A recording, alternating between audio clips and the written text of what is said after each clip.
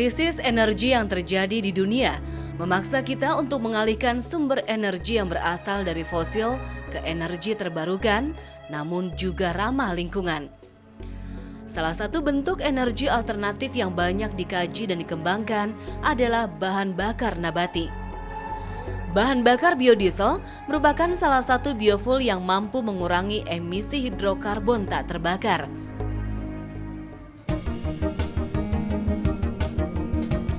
Badan Litbang Kehutanan yang diprakarsai oleh Dr. Insinyur Budi Laksono MP menemukan sumber energi biofuel dari biji nyamplung.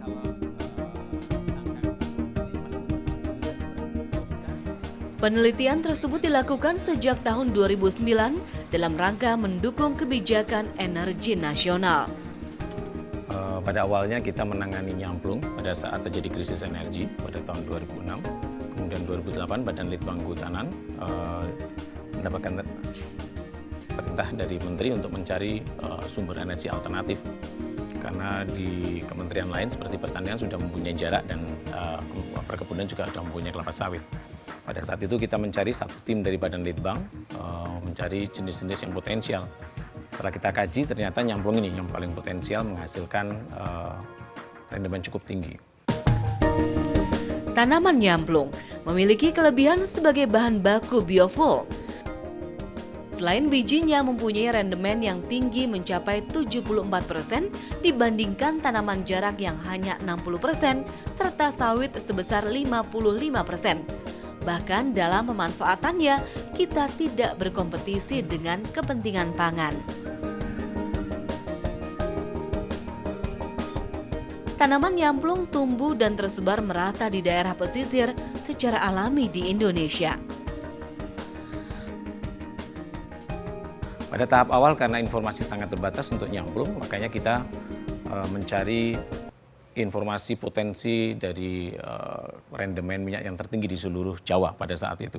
Kita disupport dari dana Ristek, insentif Ristek selama 4 tahun, 2009 sampai 2014, alhamdulillah lolos seleksi. Kemudian juga disupport dari DIPA. Dari situ kita mendapatkan informasi di Jawa kisaran rendemen minyak dari 6 populasi di Jawa ini, dari Jawa Timur sampai Banten, antara 34 sampai 48%. Pada saat itu menggunakan testing kimia yang sangat sederhana. Kemudian kita ada alat baru, kita ujikan di Bogor dengan vertical hot press, itu menghasilkan, kemudian ditingkatkan dengan skru menghasilkan 50% rendemen CCO atau crude kalau film oil. Proses pengolahan biodiesel dari nyamplung hampir sama dengan minyak sawit. Pertama, penghilangan kulit buah dari tempurung, lalu biji nyamplung dikeringkan bisa dengan mesin ataupun sinar matahari.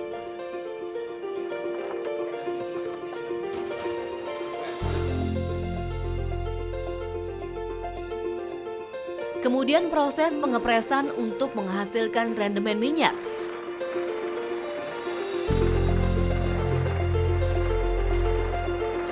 Proses transesterifikasi merupakan proses pereaksian minyak hasil deguming dengan metanol melalui perbandingan molar metanol dengan minyak 6:1.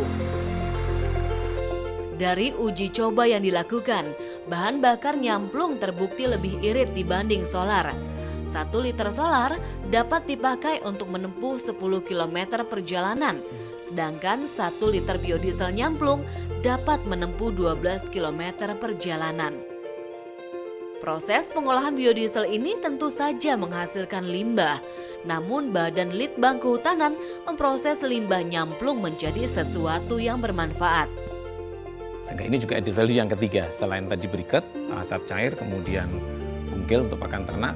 Nah, yang keempat ini yang cukup tinggi, ini masih dalam proses juga, gamnya, resinnya. Resin ini pada proses degumming kan harus dipisahkan, karena ini menghambat proses pembuatan biodiesel. Setelah kita analisis di farmasi, ternyata kandungan kumarinnya sangat tinggi. Padahal kumarin ini mempunyai potensi untuk obat anti kanker. Dan setelah kita analisis, bisa mencapai 1%. Di tanaman lain kumarin biasanya di bawah 1%, bahkan kadang 0,0 saja.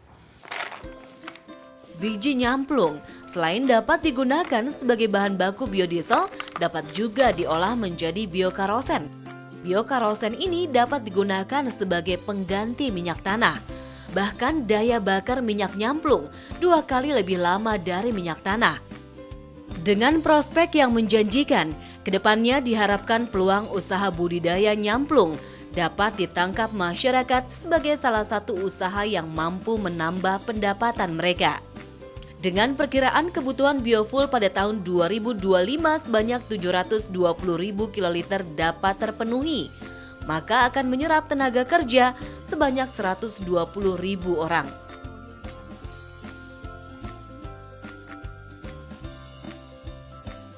Hasil penelitian dan uji coba yang menggembirakan dari berbagai macam energi alternatif ini tentunya menumbuhkan harapan besar bagi bangsa. Kelak, energi alternatif bisa digunakan sebagai pengganti bahan bakar fosil di saat harga bahan bakar minyak terus melambung.